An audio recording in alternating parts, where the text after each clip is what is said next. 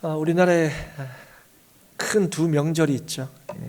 하나는 설날이고 하나는 지금 우리가 지나고 있는 이 추석입니다. 근데 이제 설에는 명절에 특별히 이제 인사가 있어요. 무슨 인사가 대표적입니까? 새해 복 많이 받으십시오. 이렇게 인사를 하죠.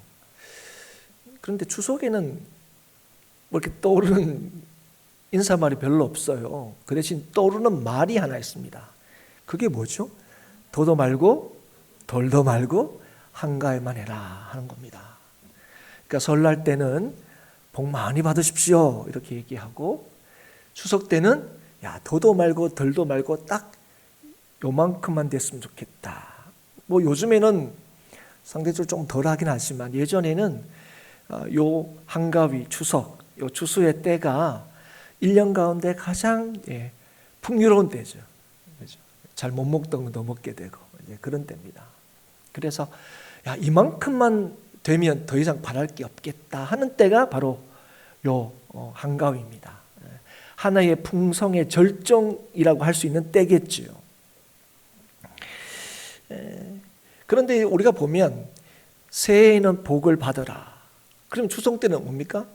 그 복을 얼마나 받았는지가 좀 가늠이 되는 그런 시기라고 할 수 있겠습니다. 제가 이렇게 뭐 이렇게 일일이 이렇게 확인해 보지는 않았지만, 여러분 이 명절 되면 참 기다려지고 기쁘기도 하지만 또 한편으로는 좀 여러 가지 이런저런 이제 갈등들이 오랜만에 가족이 만나다 보니까 생기는 걸 왕왕 듣기도 하고, 또 심한 경우에는 또 이렇게 매스컴에 또 이렇게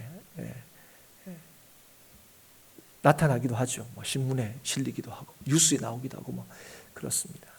그런데 가만히 이렇게 보니까 제가 이렇게 느끼기에는 설날보다는 추석 때 좀 그런 일들이 좀 더 많은 게 아닌가 싶은 생각이 들었어요. 그러니까 왜 그럴까? 왜 그렇게 느낄까 할 때, 설 때는 복 많이 받으십시오. 이런 뭔가요? 좀 이렇게 격려가 되고 또 희망 섞인 이제 그런 이야기가 오고 가는 게 만약에 이 설이라면, 추석 때는 그래서 얼마나 복을 받으셨는데요. 이게 조금 약간 이렇게 확인이 되고 점검이 되는 그런 때가 추석이 아닐까. 뭐 예를 들면 조카는 이번에 어떻게 원서 썼어? 수시 잘 넣었어? 뭐 어느 정도 대학 갈 것 같아? 뭐 이런 얘기 들으면 좀 약간 그렇죠.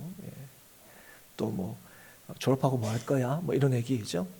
올해도 가는데 결혼 안 할 거야? 뭐 이런 얘기, 그렇죠? 올해 초에 좀 복 받아라는데 결혼할 줄 알았더니만 아직도 여자친구 없어? 뭐 이런 얘기들이죠.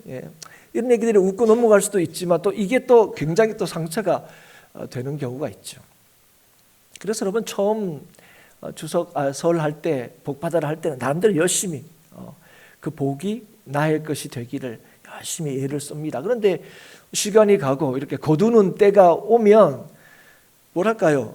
그 결과가 이렇게 나오는데 때로는 내가 원하는 만큼 뭔가 좀 거두어지지 않을 때는 좀 추석이라는 게 좀 그렇죠. 기쁜다기보다는 괜히 좀 피하고 싶은 그런 시기이기도 합니다. 복 받아라. 그리고 어려움은 피하라. 뭐 이건 사람들이 누구나 바라고 원하는 것입니다. 그래서 할 수만 있으면 우리는 복 받기를 원하고, 할 수만 있으면 화는 피하기를 원합니다. 그리고 이걸 위해서 어떻게 하든 우리가 할 수 있는 최선의 노력들을 하지요. 이유가 뭡니까? 우리의 노력 여하에 따라서 우리는 복을 받을 수도 있고 또 화를 면할 수도 있고, 우리가 그렇지 않으면 소위 저주받은 인생을 살 수도 있다 이렇게 여기기 때문에 그렇습니다. 그런데 오늘 우리가 17장 5절부터 말씀을 읽었는데요, 오늘 하나님께서 우리에게 이 복과 저주에 대해서 너무 분명하게 말씀해 주고 있는 것을 우리가 보게 됩니다. 한마디로 인생의 복과 저주는 사람이 결정할 수 있는 일이 아니다는 걸 분명히 우리에게 밝히 보여주고 계세요. 복과 저주라는 게 단지 사람의 노력과 애씀의 결과로 주어지는 게 아니라는 겁니다. 그렇다고 우연이나 운명의 결과도 아니다 하는 걸 말씀해 주고 있죠. 하나님께서 우리에게 분명히 말씀하시는 것, 누가 저주받는 인생을 사느냐, 누가 복받는 인생을 사느냐, 하나님께서 너무 선명하게 우리에게 말씀해 주고 있습니다. 저주를 받는 사람은 어떤 사람이라고 말씀합니까? 사람을 믿으며 육신으로 그의 힘을 삼고 마음이 여호와께서 떠난 그 사람은 저주를 받을 것이라 말씀하십니다. 예. 여러분, 사람을 믿는다는 게 뭘까요? 여러분, 우리는 어떤 사람은 믿을만 하죠. 여러분, 그렇지 않습니까? 예. 그리고 어떤 사람은 저 사람 믿으면 내 인생도 좀 풀릴 것 같다, 이렇게 여길 만한 사람들이 실제로 있어요. 그런데 우리가 예수 믿는 사람들이 분명히 알게 되는 게 무엇입니까? 사람은 스스로 구원할 수 없는 존재라는 거예요. 누군가는 스스로 인생을 구원하며 사는 것처럼 보이지만 누구나 예외 없이 모든 인간은 구원을 받을 대상이라는 사실을 우리 너무너무 잘 알고 있습니다. 그래서 여러분, 누구도 스스로를 구원할 수 없기 때문에 누구도 믿음의 대상이 될 수 없습니다. 그래서 누군가를 믿는다는 것, 오늘 이 사람이라는 것, 특별히 뭡니까? 힘 있는 사람들, 능력 있는 사람들, 이런 사람들을 믿는 것, 그건 믿을 만한 게 아니라 믿을 수 없는 것을 믿는 걸 의미합니다. 시편 33편 16절 17절에 이렇게 시편 기자가 고백하죠. 많은 군대로 구원 얻은 왕이 없으며 용사가 힘이 세워도 스스로 구원하지 못하는도다. 구원하는 데에 군마는 헛되며 군대가 많다 하여도 능히 구하지 못하는도다. 사랑하는 여러분, 오늘 이 시편 기자의 입술을 통해서 하나님께서 우리에게 주시는 말씀이에요. 그럼 우리가 볼 때는 왕이 나라를 지키고 나라를 건져내는 건 뭐가 있어야 된다고 생각합니까? 너무 많은 군대가, 힘센 용사가 있으면, 많은 군마가 있으면 일을 감당할 수 있을 거라고 생각합니다. 그런데 하나님께서 오늘 우리에게 뭐라고 말씀하시는 겁니까? 그게 구원의 근거가 될 수가 없다 하는 것입니다. 그래서 여러분, 이런 것들이 뭐라고요? 믿을 수 없는 거라는 거예요. 믿으면 안 되는 거라는 거예요.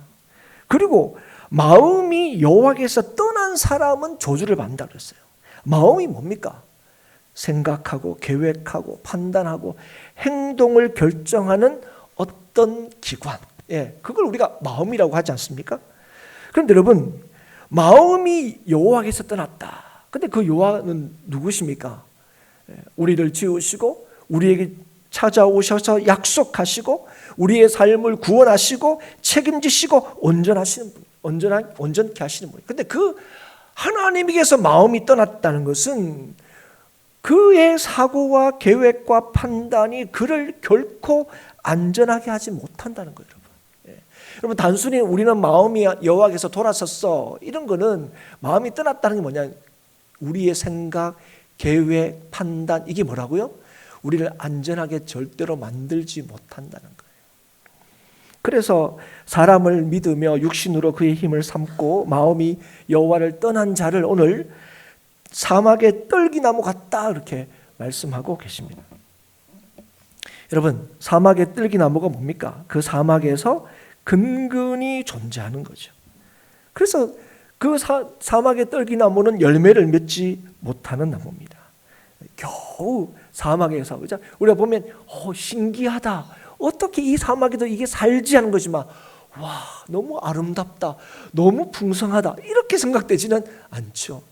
이런 곳에도 사는구나, 이 정도죠. 그래서 여러분, 오늘 사람을 믿고 의지하는 자의 삶은 한마디로 이 사막의 떨기나무와 같이 열매 맺지 못하는, 겨우 목숨을 부지하며 사는 것을 의미합니다. 그래서 여러분, 저주라는 것은 자신을 의지하여 자신만을 위하여 삶에도 불구하고 자신의 생명의 풍성함을 누리지 못하는 거예요. 여러분, 우리를 위해서 열심히 사는데도, 우리가 역시 애를 쓰는데도 자신의 삶에서 풍성함을 누리지 못하는 인생이 뭐예요? 그게 저주의 인생인 거죠. 생명이 있다는 사실을 확인하지도 못하고 경험하지도 못하는 삶이 저주받은 인생입니다. 그렇다면 복을 받는 사람은 어떤 사람이냐 할 때 7절 이렇게 하죠. 그러나 무릇 여호와를 의지하며 여호와를 의뢰하는 그 사람은 복을 받을 것이라. 아멘입니다. 인간을 창조하시고 그 인생을 영원토록 책임지시고 그를 통해 하나님의 영광을 드러내시는 그 하나님을 의지하는 인생이 복된 인생이다 하는 겁니다. 우리에게 약속을 주시고 그 약속을 신실하게 지키시는 하나님을 믿는 자가 복이 있다는 겁니다. 하나님을 믿는다는 게 무엇입니까?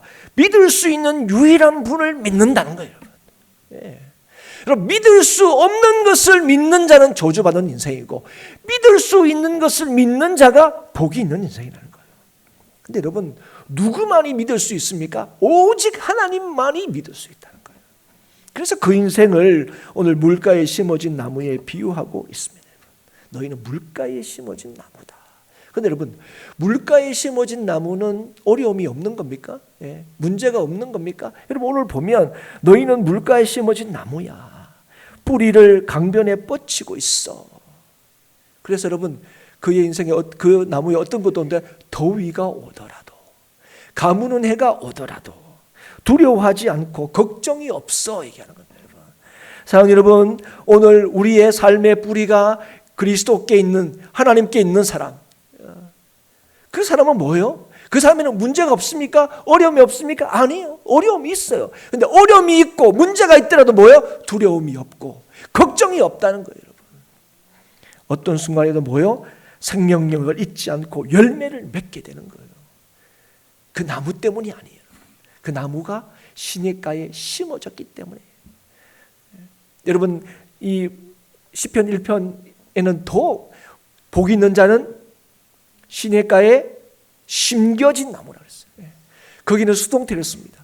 나무가 있는데 그냥 시냇가에 그냥 있구나, 이게 아니라 그 시냇가에 심겨진 나무예요. 우리는 그냥 툭하니 이 세상에 던져진 나무가 아닙니다. 턱하니 던져진 인생이 아니에요. 우리가 볼 때는 아유, 저 인생 저 어떡하나. 근데 여러분, 우리가 시냇가에 심겨진 나무라는 사실, 우리 인생을 이 땅에 나게 하신 우리 하나님이 계신다는 사실을 오늘도 기억하고 믿을 수 있기를 주의 이름으로 축복합니다. 그래서 여러분, 물가에 심겨진 나무는요, 어떠한 상황 속에서도 담대한 삶을 살아낼 수 있고 일체의 만족을 배우고 누리며 살 수 있는 것입니다. 여러분, 이게 복 있는 사람이에요. 어려움이 없는 인생이 아니에요. 문제를 만나지 않은 인생이 아니에요.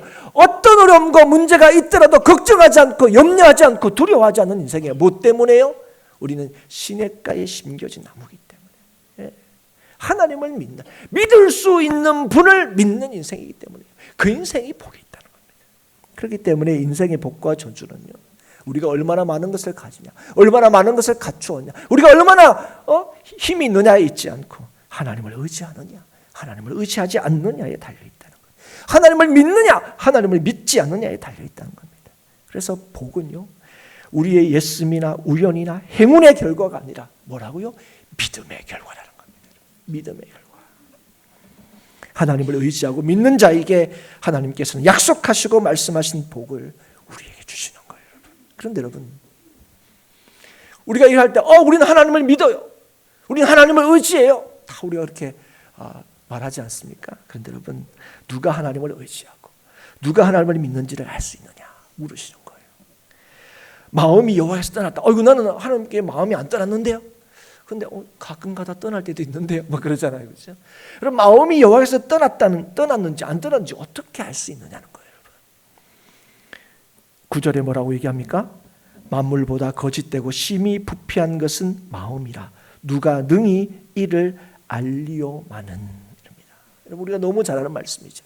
여러분, 이 말씀을 우리가 어떻게 이해합니까? 야, 우리 마음만큼 부패한 게 없어, 썩어 있는 게 없어. 우리 마음이 그런 거야. 우리가 그렇게 이해하는데 문맥상으로는 뭡니까? 우리의 마음이 그래서 다른 사람들의 마음이 어떠한지를 우리가 판단할 수 없다는 거예요, 여러분. 그 마음이 어떠한지 우리는 살필 수 없다는 거예요. 그래서 여러분, 우리 그런 얘기 하잖아요. 10길 물속은 알아도 한 길 사람 속은 모른다. 그런데 여러분, 오늘 이 말씀 뭐냐? 왜요? 그 마음이 심히 부패했기 때문에. 사람은요, 그러면 그걸 판단하는 사람 마음은 어떻습니까? 아까 마음이 생각하고 계획하고 판단하는 그런 기관이라 제가 설명을 드렸는데, 그러면 그거를 판단하는 우리의 마음은 어떻습니까? 똑같아요. 그렇지 않습니까? 그래서 우리가 누구에 대해서 야, 저 사람은 이렇네 저렇네 우리가 능히 알 수도 없고 헤아릴 수도 없고 살필 수도 없습니다. 그런데 그런 우리의 마음을 헤아리시고 살피신 분이 누구시라고요? 하나님이시다 말씀하시는 거예요. 그래서 하나님께서 뭐 하십니까? 나 여호와는 심장을 살피며 폐부를 시험하고 얘기하고 있습니다. 여러분, 여기서 심장은 마음과 같은 단어입니다. 하나님은 심장을 살피신다. 우리의 마음을 살피십니다. 그래서 하나님은 우리의 마음을 능히 헤아리십니다. 판단하실 수 있습니다.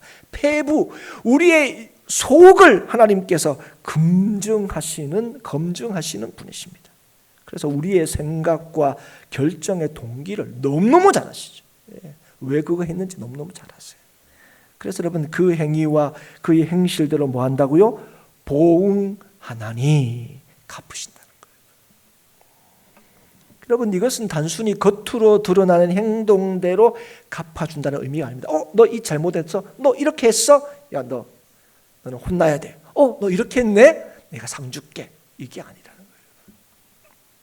거예요. 여러분, 우리의 행실과 행동은요, 우리가 믿는 바에 근거한다는 사실을 여러분 아셔야 돼요. 우리가 의식적으로 행동하든 때로는 무의식적으로 행동하든 우리의 행동은요, 바로 우리가 믿는 바에 따른다는 사실을 여러분 아셔야 돼요. 우리는 야, 너 왜 생각 없이 행동해? 그렇게 여러분 말할 수 있는 그런 행동조차도 뭐요? 우리가 믿는 바를 따라서 행하는 것임을 여러분 아셔야 됩니다.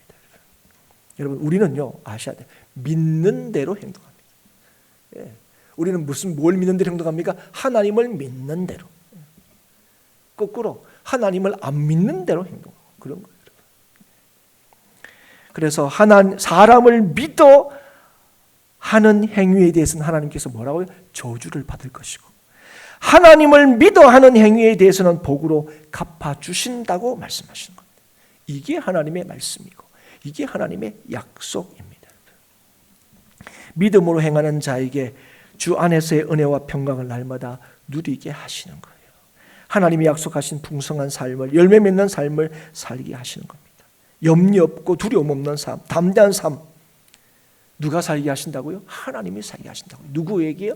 하나님을 믿는 사람. 하나님을 믿는 사람. 그러나 그렇지 못할 때는 그 풍성함을 누리지 못할 뿐 아니라 그 약속받은 복을 경험하지도 못하고 빼앗겨버리는 어리석은 인생을 살게 되는 겁니다. 그래서 오늘 하나님께서 이 말씀을 하시면서 하나님을 의지하지 않는 그 한 인생을 우리에게 보여주십니다. 불의로 치부하는 자를 자고새에 비유하면서 말씀하시는 거예요. 자고새는 다른 새의 알을 훔쳐서 부화시킨다고 알려져 있는 새입니다. 그러니까 오늘 부정한 방식으로, 이 말이 뭡니까? 여러분, 부정한 방식으로 왜 돈을 모으죠? 사람들 보면 왜 저렇게까지 해서 돈을 모아야 돼? 그런데 막상 돈을 모으면 우리는 뭐합니까? 욕하지만 돈을 모은 것에 대해서는 부러워합니다. 돈은 착하고 나쁜 게 없어. 우리가 맨날 그러잖아요, 그죠? 돈이 냄새 나나? 뭐 이런 얘기합니다. 그럼 뭡니까? 왜 여러분 부정한 방식으로도 돈을 모으려고 그러죠? 그 돈이 우리를 안전하게 한다고 생각하게 되는 거예요. 그 돈이 우리의 삶을 건지고 힘이 된다고 믿기 때문에 그렇습니다. 의지할 만한 것이 된다고 믿기 때문에. 그래서 여러분, 어떤 방식으로든 오늘 보면 부정한 방식으로라도 돈을 모아 부유하게 되고자 하는 거죠. 그런데 그런 사람들에 대해서 뭐라고 얘기하십니까? 자고새가 품은 알이 부화해서 떠나버리는 것처럼 그 부도 떠날 것이다 말씀하시는 거예요. 여러분, 오늘 보면 이 사람이 부정한 방식으로 돈을 많이 모았어요. 우리가 볼 때는 돈을 많이 모았으니까 성공적이고, 그죠? 그런 삶이라고 얘기인데 절대로 그렇지 않다는 거예요. 하나님을 의지하지 못하는 자의 삶의 모습이 뭐가 또 이 자고새와 같다는 거예요. 하나님을 의지하는 자의 삶의 모습이 이와 같다는 거예요. 뭔가 갖추고 뭔가 힘 있는 것처럼 보이고 다 이룬 것처럼 보이지만 헛되고 헛된 인생일 수밖에 없다는 거예요. 여러분, 전도서를 쓴 전도서 기자를 통해서 하나님께서 하신 말씀이 그겁니다. 전도서를 쓴 그 솔로몬이 세상의 모든 것을 다 누려봤던 사람이에요. 모든 것을 다 가져봤던 사람입니다. 그 사람이 뭐라고 했다고? 인생이 헛되고 헛되며 헛되고 헛되다는 거예요. 그것 자체가 우리를 만족시키지 못한다는 거예요. 그런데 여러분, 이 자고사와 같은 모습을 한 사람들, 오늘 이 사람들이 누구라고 얘기하냐면, 오늘 에레미야의 본문에 보면 이 사람들이 유다 백성이라는 거예요. 유다 백성들이 이와 같다는 거예요. 여러분, 유다 백성이 누굽니까? 하나님의 백성이죠, 여러분. 그런데 여러분, 이들이 뭐와 같다고요? 자고사와 같다고요. 그들은 하나님을 의지하지 않는다는 거예요. 그들의 힘을, 그들의 육신을 그들의 힘으로 삼는다는 거예요. 마음이 여호와에서 떠났다는 거예요. 그들이 하나님께 마땅히 드려야 할 제사를 드리지 않았다는 거예요. 그런데 여러분, 이스라엘 백성은 제사를 드리지 않았다 할 때에 우리와 다릅니다. 오늘 예배를 빼먹었네, 그런 거 아닙니다. 이 사람들은 절대로 예배 빼먹지 않습니다. 제사 빼먹지 않아요. 다 드립니다. 문제는 뭡니까? 하나님의 마음에 합하게 안 되는 거죠. 여러분, 우리가 잘 아는 대로 바알도 섬기고 여호와도 섬길 때 뭐요? 너희들이 나를 떠났다고 하나님께서 늘 말씀하시는 거죠. 여러분, 이때도 말이에요. 이 말씀을 받는 이 유다 백성들이 하나님께도 제사하고 누구에도 향했다고요? 아세라도 섬겼습니다. 아세라가 뭡니까? 풍요의 신이죠. 풍요의 신. 예. 아세라도 섬기면 좋은 거예요. 왜요? 그 풍요가 나의 삶에 힘이 될 거라고 생각하기 때문에 그렇습니다. 나를 안전하게 지켜줄 거라고 생각하기 때문입니다. 그래서 여러분, 그들이 뭐예요? 마음이 여호와에게서 돌아섰다는 거예요. 예. 그들의 생각, 그들의 판단, 이미 그들을 안전하게 만들지 못한다는 거예요. 그들이 믿을 수 없는 것을 의지하고 있다는 겁니다. 그 죄로 인하여 하나님께서 유다 백성에게 저주를 받게 될 거라고 말씀하시는 거예요. 이미 여러분, 우리가 오늘 5절부터 읽었지만 바로 직전에 3절 4절에 뭐라고 얘기합니까? 내가 네 재산과 네 모든 보물과 산당들로 노략을 당하게 하리니 내가 네게 준 네 기업에서 네 손을 뗄 것이며 또 내가 너로 하여금 너희 알지 못하는 땅에서 네 원수를 섬기게 하리니. 여러분, 하나님을 의지하지 않는 인생들은 다 보물이 있고 뭔가 힘이 될 만한 걸 다 갖추었다 할더라도 결국은 뭐라고요? 쫓겨나고 오히려 네 원수를 섬기게 될 그런 인생을 살게 될 거라는 거예요. 하나님을 의지하지 않으면 자고새와 같이 품은 것 같고 가진 것 같고 하지만 어리석은 인생을 살 수밖에 없다는 사실을 말씀하는 거예요. 사랑하는 성도 여러분, 우리의 복은 하나님으로 말미암습니다. 더 정확하게 말하면 하나님이 우리의 복이 되시고 복의 근원이 되십니다. 그래서 하나님을 의지하고 하나님을 믿는 자의 삶이 참으로 소망이 있고 그 삶은 하나님이 주시는 풍성함을 누리게 됩니다. 오직 믿어야 할 한 분, 그분은 하나님이시고 그래서 우리가 찬양할 분도 오직 하나님 한 분이십니다. 그걸 알고 믿는 자가 복된 자입니다. 그리고 그 복된 자가 오늘도 우리를 위하여 일하시는 하나님의 갚으심을 받는 것입니다. 시편 146편 시편 기자가 이렇게 노래합니다. 귀인들을 의지하지 말며 도울 힘이 없는 인생도 의지하지 말지니 그의 호흡이 끊어지면 흙으로 돌아가서 그날에 그의 생각이 소멸하리로다. 야곱의 하나님을 자기의 도움으로 삼으며 여호와 자기 하나님에게 자기의 소망을 두는 자는 복이 있도다. 그래서 그가 계속 고백하는 게 왜 그러냐? 하나님이 천지 만물을 지으시고 영원히 진실함을 지키시며 정의로 심판하시고 줄인 자들을 먹이시는 하나님이시기 때문에 그렇습니다. 우리에게 자유를 주시며 일으키시며 사랑하시며 보호하시고 붙드시는 분이 우리 하나님이시기 때문에 그렇습니다. 그래서 이 하나님의 통치와 다스림을 받는 자, 이 하나님을 믿고 의지하는 자가 바로 복이 있는 자들입니다. 어떤 상황 속에서도 만족함을 누리게 됩니다.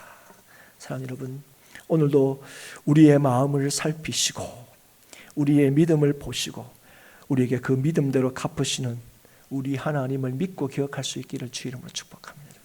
우리도 여러분 이제 고향으로 가실 분도 계실 텐데요. 여러분, 우리가 추석을 이렇게 맞이할 때 명절 때마다 이번 추석은 좀 화목했으면 좋겠다. 별일 없었으면 좋겠다. 우리 가족을 통해서 우리 가족이 더 참 끈끈해졌습니다. 다 그런 마음들이 있습니다. 그런데 이런저런 오랜만에 가족들이 만나다 보니까 그죠? 뭐 이런저런 얘기하다 보면 의도하지 않았음에도 불구하고 그 어떤 그 말들이 다른 사람들한테 상처가 되기도 하고, 예, 이런저런 일들이 또 생기기도 하고, 뭐 우리가 볼 때는 별 의도가 없는 행동인 것 같은데 그것 때문에 마음이 상하기도 하고, 예. 그럴 때마다 여러분, 우리의 마음을 살피시는 하나님께 온전히 우리의 모든 것을 맡기고 의탁할 수 있기를 주의 이름으로 축복합니다. 여러분, 예, 우리가 아무리 결심하고 우리가 아무리 뭘 하려고 해도 심히 부패한 게 뭐라고요? 마음만큼 부패한 게 없다고요. 여러분, 이 마음이 오늘도 하나님이 살피셔서 우리에게 보응하시는 그 마음이 되기 위해서는 이건 우리의 결단과 결심으로 되는 게 아니에요. 하나님의 전적인 은혜와 하나님의 인도하심을 받아야 돼요. 여러분, 오늘도 여러분, 이 심히 부패한 우리의 마음을 하나님께 맡기십시오. 여러분, 우리의 마음을 여호와께서 돌이키지 마십시오. 어떤 순간에든 여러분, 내 의지, 내 결단이 아니라 하나님, 나의 마음과 나의 모든 것을 주장하여 주셔서 오늘도 주의 마음을 품게 하여 주시고 오늘도 주님의 관용을 베푸는 내가 되게 해주십시오. 오늘도 여러분, 누가 복이 있다고요? 나 이만큼 가졌어, 나 이만큼 힘이 있어가 아니라 오늘도 하나님만을 의지하고 의뢰하는 자, 맡기는 자가 오늘도 복 있는 인생을 살게 되는 줄 믿습니다. 그 인생을 통하여 하나님께서 진짜 복 있는 사람이 누군지를 하나님께서 친히 증명하시고 나타내시고 보여주시는 거예요. 사랑하는 여러분, 이제 추석의 연휴를 이렇게 보낼 때 앞으로 우리의 삶도 마찬가지고, 나는 이만큼, 나는 이 정도 아닙니다. 심히 부패한 것이 마음입니다. 누가 그걸 알려오면은 하나님이 아시는 거예요. 나의 연약함도 아시고 나의 부족함도 아세요. 그럴 때 우리가 뭡니까? 하나님, 주의 주시는 믿음을 따라 행하게 하여 주옵소서. 오늘도 기도함으로 내가 살아내는 이 한 날이 아니라 내 안에 주께서 사시는 삶을 특별히 이 추석의 연휴 가운데 더 깊이 경험하고 맛볼 수 있기를, 그래서 참 화목해하는 주님의 사명을 감당하는 우리 모든 행복한 교회 성도들이 다 될 수 있기를 다시 한번 주의 이름으로 축복합니다.